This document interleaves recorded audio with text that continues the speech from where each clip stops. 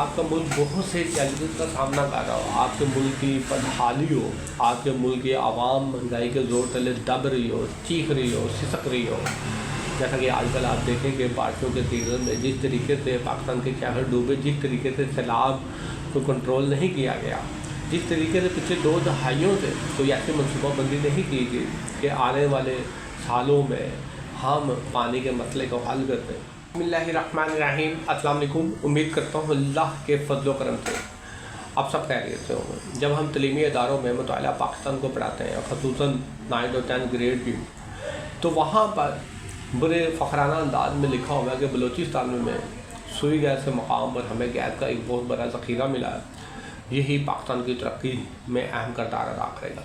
اس کے علاوہ دیکھنے میں پاکستان کے 2 بڑے ڈیم نظر آتے ہیں، ایک تربیلا ڈیم اور ایک منگلا ڈیم، اور ایک تیسرے ڈیم کا بھی بڑا تذکرہ ہوتا ہے جس کا نام ہے حالا ڈیم۔ اگر 2 دہائیوں کے بعد مطالعہ پاکستان کو پڑھایا جائے تو آپ کو پھر یہی پڑھنے کو ملتا ہے کہ پاکستان میں سوئی کے مقام پر گیس کا ایک بہت بڑا ذخیرہ جو ہے وہ دریافت ہوا ہے۔ پاکستان میں 2 بڑے ڈیم ہیں، تربیلا اور منگلا ڈیم۔ یعنی 2 دہائیوں کے بعد بھی اگر آپ مطالعہ پاکستان میں واضح طور پر کوئی نئی دریافتوں کا تذکرہ نہیں ملتا تو پھر اس کا کیا مطلب ہے؟ اس کا مطلب یہ ہے کہ سیاستدانوں نے ان 2 دہائیوں میں پاکستان کے لیے کوئی اچھا کام نہیں کیا، کوئی اچھا اقدام نہیں لیا، یہ آپس میں بس سیاسی لڑائیاں ہی لڑتے رہے ہیں۔ منگلا اور تربیلا ڈیم جس طرح سے بنے تو کہا جاتا ہے کہ اگر کالا بیگ ڈیم بن جاتا تو پاکستان کی ترقی کے دروازے کھل جاتے، اگر کالا بیگ ڈیم نہیں بنا تو وہ سیاستدانوں کی ہر ڈرنے کی وجہ سے نہیں بنا۔ اس ڈیم کے بننے سے صوبائیت پرست تھی وہ جنم دیتی۔ چلو سیاستدانوں کی وجہ سے کالا بیگ ڈیم جو ہے وہ التباہ کا شکار ہوا۔ سوال یہ پیدا ہوتا ہے کہ اس کے بعد بھی سیاستدانوں نے مزید ڈیم بنانے کا سوچا مختلف جگہ پر۔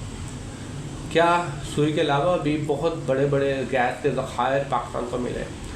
کیا پیٹرولیم کے ذخائر بھی پاکستان میں موجود ہیں؟ کیا یہ چیزیں موجود ہیں؟ ہمیں مزید پڑھنے کو نہیں ملا۔ یہ ساری باتیں میں اس وجہ سے کہہ رہا ہوں، اگر آپ کے تعلیمی نصاب میں گزشتہ 10 سال میں کسی بڑی دریافت کا ذکر نہیں ملتا تو پھر ہم کیسے کہہ سکتے ہیں کہ ملکی سیاستدان جو ہے وہ ملک کے ساتھ بڑے مخلص ہیں، دن رات انتھک محنت کر رہے ہیں، ملک کو ترقی کے راستے پر لے کے جا رہے ہیں، کیونکہ وہ ملک کبھی ترقی نہیں کر سکتا جو اپنے قدرتی وسائل کو ہی اپنے لیے استعمال میں نہ لا سکتا ہو۔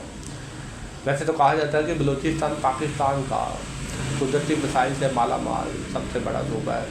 اگر اس کے قدرتی وسائل کو صحیح طریقے سے استعمال میں لایا جائے تو پاکستان کی جو قسمت ہے وہ تقدیر ہے وہ تبدیل ہو سکتی ہے۔ تو پھر سننے والوں کو بھی تو یہ سوچنا چاہیے کہ وہ اپنے سیاستدانوں سے یہ سوال کریں کہ اگر یہ ساری چیزیں ہمارے پاس موجود ہیں تو پھر وہ کون سے خفیہ ہاتھ ہیں جو ان قدرتی وسائل کو پاکستان کے استعمال میں لانے نہیں دیتے۔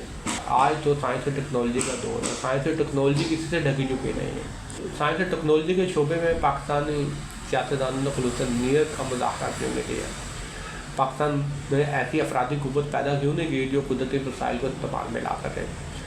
آج سائنس اور ٹیکنالوجی کی ترقی تو کسی سے ڈھکی چکی نہیں ہے۔ یہ سارے سوالات ایک عام پاکستانی شخص کے ذہن میں ہونا چاہیے۔ خالی سنا دینے سے کہ ہمارے پاس قدرتی وسائل ہے، ہمارے پاس افرادی قوت ہے، ہم پاکستان کی تقدیر بدل دیں گے، یہ بدل دیں گے لفظ سے تو ویسے ہی چھٹکارا پانا چاہیے۔ اگر ملک میں روایتی سیاستدان 3 دہائیوں سے اپنا سیاسی راج قائم کیے ہوئے، ان کے پاس تو اتنا موقع تھا کہ یہ ان وسائل کو اچھی طرح استعمال میں لا سکتے تھے، پاکستان آج ترقی کے راستے پر ہوتا، بلکہ صفحے اول کے ممالک میں اس کا شمار ہوتا۔ نہیں ہے تو ذمہ دار کیا پاکستانی عوام ہے؟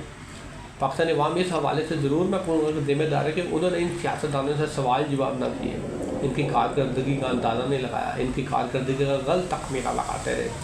ایک بات تو حقیقت ہے، اگر آپ کے ملک کی ترقی نہ ہو رہی ہو اور اگر آپ کا ملک بہت سے چیلنجز کا سامنا کر رہا ہو، آپ کے ملک کی بدحالی ہو، آپ کے ملک کی عوام مہنگائی کے زور تلے دب رہی ہو، چیخ رہی ہو، سسک رہی ہو، جیسا کہ آج کل آپ دیکھیں کہ بارشوں کے سیزن میں جس طریقے سے پاکستان کے شہر ڈوبے، جس طریقے سے سیلاب کو کنٹرول نہیں کیا گیا، جس طریقے سے پچھلے 2 دہائیوں سے کوئی ایسی منصوبہ بندی نہیں کی گئی کہ آنے والے سالوں میں ہم پانی کے مسئلے کو حل کر دیں تو پھر قصور تو ہمارے ملک کی سیاسی و غیر سیاسی قوتوں کا ہے، ساتھ ہم عوام کا بھی ہے جنہوں نے ان تمام چیزوں پر نظر نہیں رکھی، ساتھ ہماری عوام کا بھی ہے جو ان کو قانون کے گٹارے میں نہ لا سکے۔ شکریہ۔